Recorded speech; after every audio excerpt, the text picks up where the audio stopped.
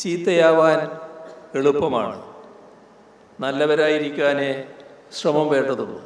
കുട്ടികൾ കാണേണ്ട കാര്യം പാഠപുസ്തകത്തിൽ ഒതുങ്ങുന്നതല്ല പഠനം. അതിനപ്പുറത്തെ വായനയാണ് നമ്മളെ വലിയ മനുഷ്യരായി വളരാൻ സഹായിക്കുന്നത്.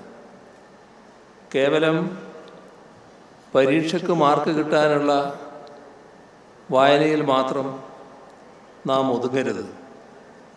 ലോകത്തെക്കുറിച്ച് കൂടുതൽ മനസ്സിലാക്കാനും അതിലിടപെടാനുള്ള ശേഷി നേടാനും വായന അത്യാവശ്യമാണ്. കഥയും കവിതയും നോവലും വൈജ്ഞാനിക ഗ്രന്ഥങ്ങളും വായിക്കുന്നത് ഒരു ശീലമാക്കി മാറ്റിയാൽ മാത്രമേ അനീതിയെ ചോദ്യം ചെയ്യുന്ന കരുത്തുറ്റ മനുഷ്യരായി മാറാൻ സാധിക്കും. നാം ആർജിക്കുന്ന ഓരോ അറിവും നല്ലൊരു സമൂഹത്തെ വാർത്തെടുക്കാൻ കൂടി ഉതകുന്നതാകണം. കുട്ടികളോട് പ്രത്യേകിച്ച് പറയാനുള്ളത്, കുട്ടികളെപ്പറ്റി സാധാരണ പറയാറുണ്ട് കുട്ടികൾ പൂക്കളെ പോലെയാണ് എന്ന്. അത്തരത്തിലൊരു പൂവ് വിരിയണമെങ്കിൽ വെള്ളവും വെളിച്ചവുമടക്കം എന്തെല്ലാം അതിന് കിട്ടേണ്ടതായിട്ടുണ്ട്. അതായത് സ്നേഹവും സമാധാനവും നിറഞ്ഞ അന്തരീക്ഷം അവർക്ക് ചുറ്റും ഉണ്ടാകണമെന്നർത്ഥം. ആ അന്തരീക്ഷം മാത്രം പോരാ, ഹിംസയും ക്രൂരതയും മനസ്സിൽ നകറ്റി മനുഷ്യസ്നേഹമുള്ളവരായി കുട്ടികളെ വളർത്തിയെടുക്കണമെങ്കിൽ ഒരുപാട് കാര്യങ്ങൾ അവർക്ക് നൽകേണ്ടതുണ്ട്. അതിലൊന്നാണ് അറിവ്, മറ്റൊന്ന് വിവേകമാണ്. ഇവ രണ്ടുമുണ്ടായിത്തീരാൻ പാഠപുസ്തക വായന മാത്രം മതിയാകില്ല. അതിനും അപ്പുറത്തേക്ക് കടന്ന് ലോകത്തെ കാണാനും വിമർശന ബുദ്ധിയോടെ വിലയിരുത്താനുമുള്ള കഴിവ് അവർക്കുണ്ടാക്കണം. അതിനുതകുന്ന ചുവടുവെപ്പ് കൂടിയാണ് അക്ഷരമുറ്റം ടാലൻറ്റ് ഫെസ്റ്റ് പോലെയുള്ള പരിപാടികൾ.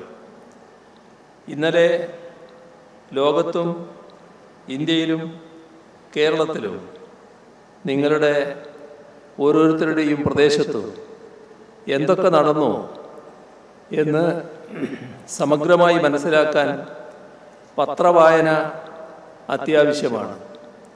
എല്ലാ ദിവസവും പത്രം വായിച്ചാൽ പകുതി സിവിൽ സർവീസായി എന്നൊരു പറച്ചിലുണ്ട്. പത്രവായന ദിനചര്യയുടെ ഭാഗമാക്കി കൊണ്ടുവന്നാലേ ഉയർന്നു വരാൻ പറ്റൂ എന്നാണ് കാണേണ്ടത്. നമ്മുടെ ചുറ്റുപാടും അന്ധവിശ്വാസങ്ങളെയും അനാചാരങ്ങളെയും പുനരുജ്ജീവിപ്പിക്കാൻ ചിലർ ശ്രമിക്കുന്നത് നാം കാണുന്നുണ്ട്. ലഹരി പോലെയുള്ള മഹാവിപത്തുകളിലേക്ക് പുതുതലമുറയെ തള്ളിയിടാൻ മറ്റു ചിലർ ശ്രമിക്കുന്നു. വിദ്വേഷത്തിൻ്റെ തീ പറത്താൻ ശ്രമിക്കുന്നവരുമുണ്ട്. അതിനെയെല്ലാം വകഞ്ഞു മാറ്റി മുന്നേറാൻ നേതൃത്വം നൽകേണ്ടവരാണ് നമ്മുടെ പുതുതലമുറ. ചീത്തയാവാൻ എളുപ്പമാണ്. നല്ലവരായിരിക്കാനേ ശ്രമം വേണ്ടതുള്ളൂ. ചീത്ത കൂട്ടുകെട്ടുകളിൽ നിന്ന് ഒഴിഞ്ഞു നിൽക്കണം. ചീത്തയാക്കാൻ മയക്കുമരുന്ന് ലോബി മുതൽ വയലൻസ് മാഫിയ വരെയുണ്ട്. അവരുടെ വലയിൽ വീഴാതിരിക്കാൻ കുഞ്ഞുങ്ങൾ ശ്രദ്ധിക്കണം. അച്ഛനമ്മമാരും ശ്രദ്ധിക്കണം. ഇത്തരം സാമൂഹിക ദുഷിപ്പുകൾക്കെതിരെ വലിയൊരു ക്യാമ്പയിൻ കേരളം ആരംഭിക്കുകയാണ്. മയക്കുമരുന്നിനെതിരെ, ഭീകരതയ്ക്കെതിരെ ഇതിലേക്ക് കുട്ടികളെയാകെ കൊണ്ടുവരാൻ പ്രത്യേകം ശ്രദ്ധിക്കേണ്ടതുണ്ട്. ആൻ ഫ്രാങ്ക് മുതൽ മലാല യൂസഫ് വരെയുള്ളവരുടെ ധീരകഥകൾ കുട്ടികൾക്ക് പറഞ്ഞു കൊടുക്കണം. ആൻ ഫ്രാങ്ക് ഫാസിസ്റ്റ് ഭീകരതയുടെ പിടിയിലിരുന്ന് എഴുതിയ ഡയറി കുറിപ്പിലെ കാര്യങ്ങൾ, മലാല യൂസഫ് പഠനാവകാശത്തിനു വേണ്ടി നടത്തിയ ത്യാഗോജ്ജലമായ ഇടപെടലുകൾ, ഇവയൊക്കെ കുട്ടികൾ അറിയേണ്ട കാര്യങ്ങളാണ്. കുട്ടിക്കാലത്ത് തന്നെ ലോകത്തിൻ്റെ ശ്രദ്ധാകേന്ദ്രമായ ധീരരാണിവർ. അത്തരം ധീരതയുടെ കഥകൾ കുട്ടികൾക്ക് പറഞ്ഞു കൊടുക്കാൻ കഴിയണം.